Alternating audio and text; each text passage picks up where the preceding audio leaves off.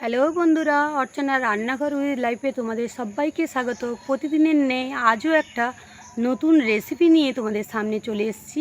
দেখো বন্ধুরা, দেখতে পাচ্ছ এটা একটা কলা গাছ। এই কলা গাছের থোড় দিয়ে দুর্দান্ত স্বাদের একটা রেসিপি বানাবো। দেখো আমি থোড়টাকে গাছ থেকে কত সুন্দরভাবে নিয়ে নিয়েছি। তো এটাকে দু টুকরো করে নিয়ে এই ছোলটাকে সুন্দরভাবে ছাড়িয়ে নেব।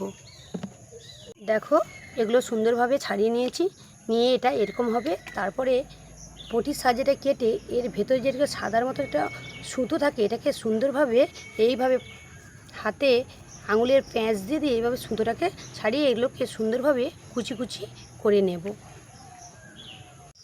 এই সুতোর মতন অংশগুলোকে কিন্তু আগে ভালো করে কিন্তু ছড়িয়ে নিতে হবে। এই সুতোর মতন জিনিসটা থাকলে কিন্তু খেতে মোটেই ভালো লাগবে না। দেখো এইভাবে নিয়ে আমি কিন্তু একটা পাত্রে জল রেখে তাতে কিন্তু প্রত্যেকটা এক এক করে কিন্তু দিয়ে দিলাম। তো দেখো বন্ধুরা, থোড়গুলোকে আমি খুব সুন্দর ঝিরিঝিরি করে কেটে নিয়েছি। কড়াই বসে দিয়েছি, উনুনেতে দিয়ে দেবো কিছুটা জল এবং আগে থেকে কেটে রাখা থোড়গুলো এতে দিয়ে দিলাম।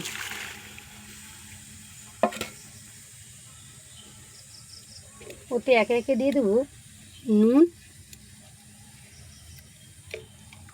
আর কিছুটা হলুদের গুঁড়ো দিয়ে এটাকে চাপা দিয়ে সেদ্ধ করতে দিয়ে দিলাম। থোড়টাকে আমি খুব সুন্দর সেদ্ধ করে জল ঝরিয়ে নিয়েছি। এবার আমি এগুলো শিলনোড়ায় দিয়ে সুন্দরভাবে বেটে নেব। তোমরা চাইলে কেউ মিক্সারেও পেস্ট করে নিতে পারো।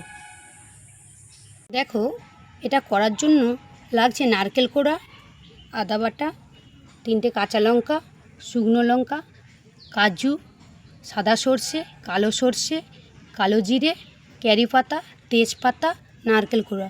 তো সাদা সর্ষে, কালো সর্ষে, 2টো লঙ্কা, আদা আর সামান্য নুন দিয়ে শিলনোড়ায় বেটে নেব। দেখো কড়াই বসিয়ে দিয়েছি উনুনেতে, তাতে দিয়ে দিলাম সর্ষের তেল। তোমরা চাইলে এখানে কেউ সাদা তেল ব্যবহার করতে পারো। এবার দিয়ে দেবো একে একে ফোড়ন।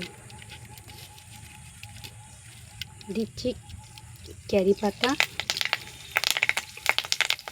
দিয়ে দিচ্ছি তেজপাতা, কালো জিরে,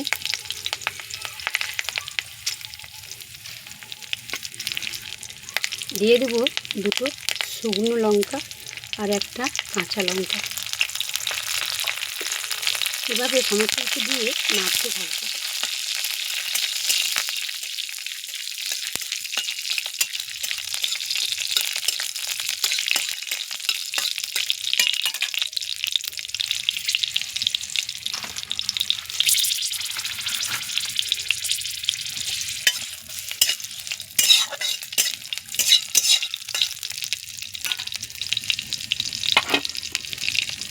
এবার দিয়ে দেবো আগে থেকে সে বেটে রাখা থোড় বাটাটা।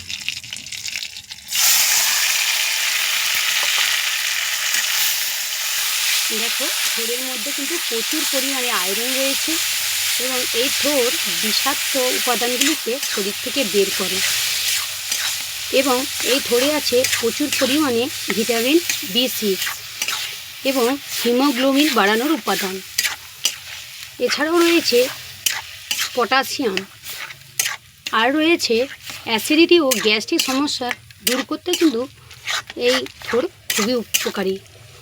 এছাড়া আমাদের শরীরে গল ব্লাডারে পরিষ্কার করতে কিন্তু সাহায্য করে আর কিডনিতে পাথর পড়তে দেয় না। এইভাবে আমি নাড়তে থাকবো এবং এতে দিয়ে দেব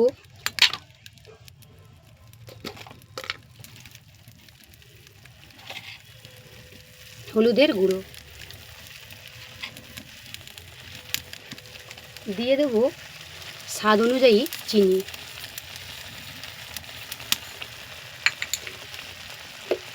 আর সেদ্ধ করার সময় তো নুন দিয়েছিলাম, তবুও তোমরা পরিমাণ মতন একটু নুন দেখে নেবে।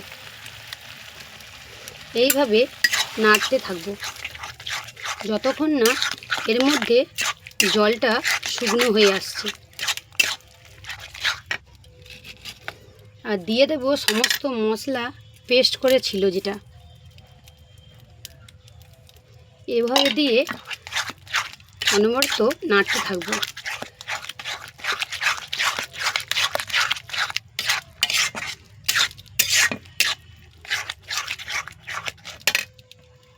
দেখো বন্ধুরা, আমার থোড়ের জলটা কিন্তু প্রায় শুকনো শুকনো হয়ে এসছে এবং দিয়ে দেবো আগে থেকে কোরানো নারকেলটা। তো নামানোর কিছুক্ষণ আগে নারকেলটা দিলে খেতে কিন্তু ভালো লাগবে। এইভাবে নারকেল দেওয়ার পর সুন্দরভাবে নেড়ে চেড়ে নেব।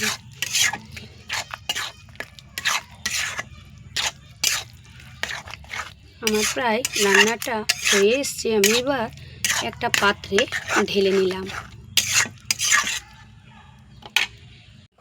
পাত্রে আমি ঢেলে নিয়েছি। দেখতে যতটা নাই সুন্দর লাগছে, খেতে ততটাই অসাধারণ লাগবে। বাচ্চা থেকে বড়রাও আঙুল চেটে খাবে। আর বন্ধুরা, আমার যদি এই রেসিপিটি তোমাদের খুব ভালো লেগে থাকে অবশ্যই লাইক শেয়ার করতে ভুলো না। সুস্থ থেকো, ভালো থেকো। ফিরে আসছি নতুন নতুন ভিডিও নিয়ে। ধন্যবাদ।